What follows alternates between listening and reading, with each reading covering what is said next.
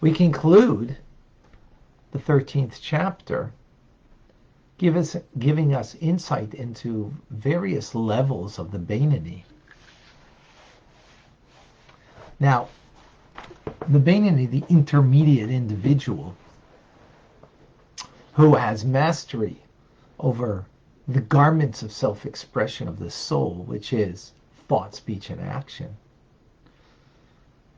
Thought, only a willful, cogitated thought, having control, but having no control over the heart. Not having, complete control over the heart. The feelings of the heart are the feelings of the heart. However, during prayer, the feelings of the heart by the Beinoni are not at all present. The negative feelings of the heart, that is, are not present. The desires, the lust, the things that we're, the challenges, the issues that we have in our heart, they're not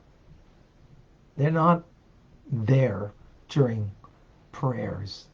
Such a devotion to prayer, such a connection, such a shalahevet, a flame, a love during prayer, that the divine soul is completely ruling at that time.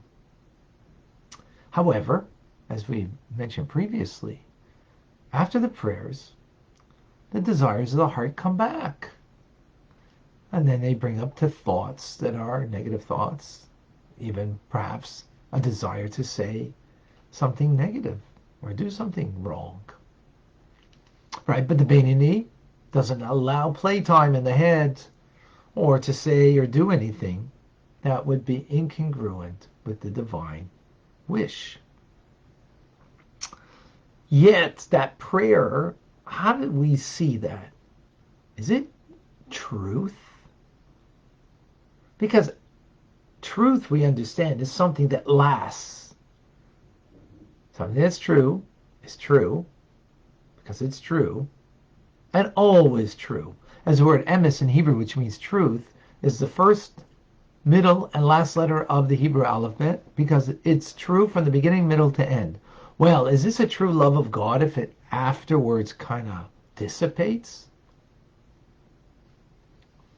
Parenthetically, and I'm saying this myself, do you really love somebody if your feelings of love go up and down with them? We actually dealt that in the TRC yesterday.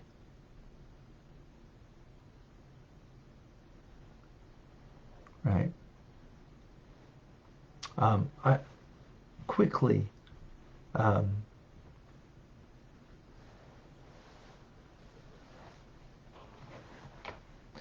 sorry, one second.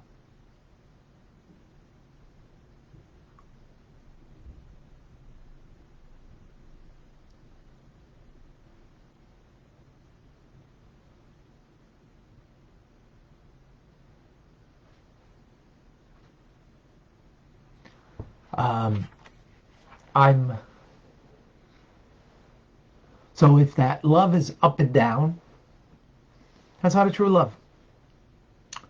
Not a true love. And again, as I said in TRC yesterday, we dealt with this issue. And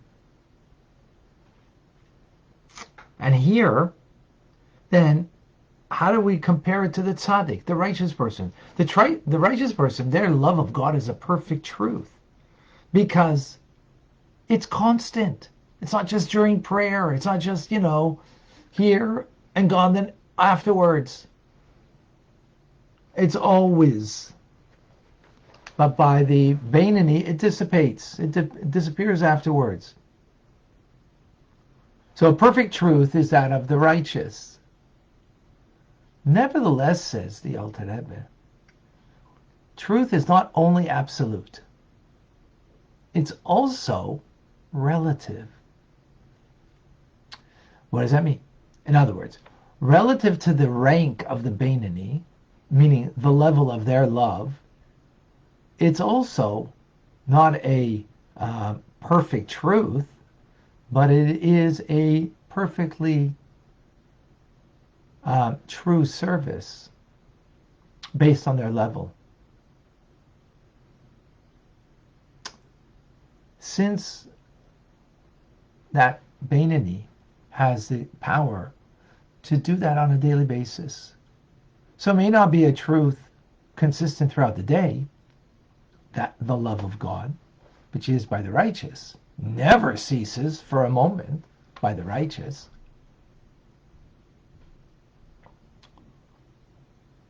The Beinoni, since it's something that the Beinoni can arouse every day in their prayers with the proper spiritual preparation, meditation, learning, Chassidus and so on, that brings them to a proper headspace that they can then bring to their mind, from their minds to their heart, a love of God, then it's true. And we see this idea represented by Jacob, Yaakov. He is called the embodiment of truth. And it's, as it says, give truth to Jacob. He is what's called the middle bolt, which secures everything from end to end. So, in the Mishkan, in the tabernacle, so there was a bolt that went through the middle to hold the planks together, to create a home of God, presence of God. So this middle bolt in the middle connects everything. So that's in a physical sense. Spiritual terms, that means the highest level and the lowest level each pass through a central point. So this plank, that where the bolt goes through, there's a central point where the highest and the lowest go sort of connect. And this is the attribute of truth. In other words, each level, each grade has its own standard of truth, which is relative to what that level of the Beinoni is holding at. What is their level of love, or their level of service, rather? There's the midpoint, which is the core, that is the core truth of that level, the bolt that goes through it. So even though there's disparities in levels, but each level has its core truth. And that's the idea over here, that there is a relative truth to the core level of the person, of the Beinoni, where they're holding. And therefore their love of God that they experience in prayer, even though it dissipates after, actually disappears after prayer, it's not openly revealed, it's a core truth to the level where they're at. That is a relative truth. Relative to the tzaddik, that's absolute love of God.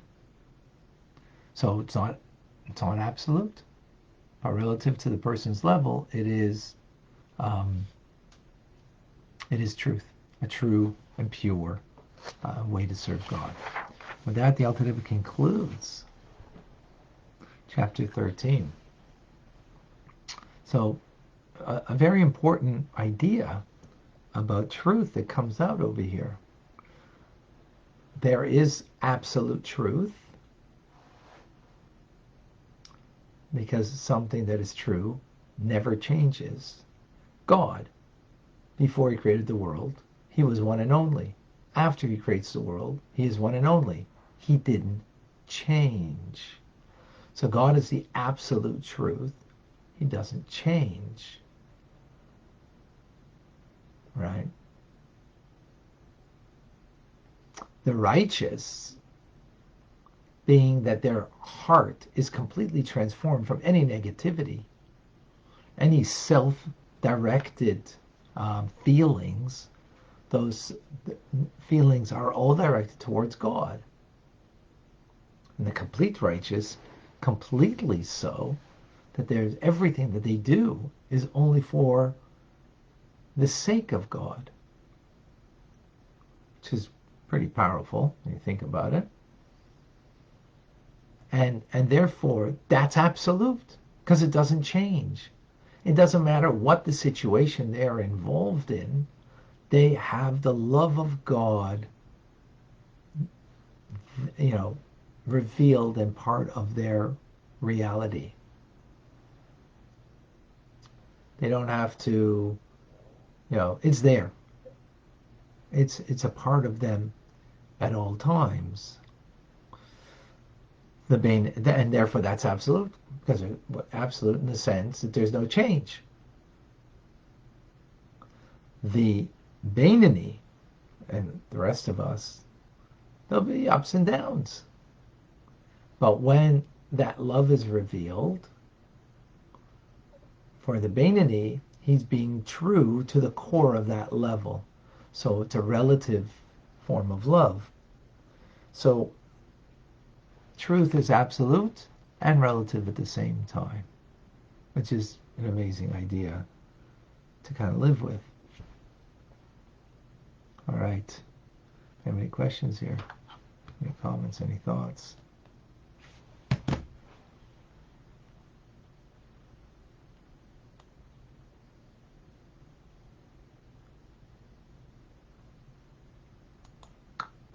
I don't see any. Oops. Oh boy.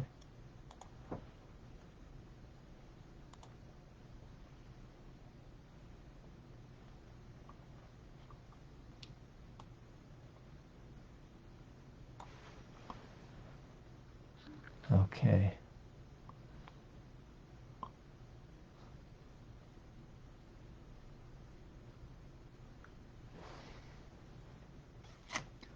All right, folks. We're going to go to Rambam. Today is the Rambam's Yahrzeit.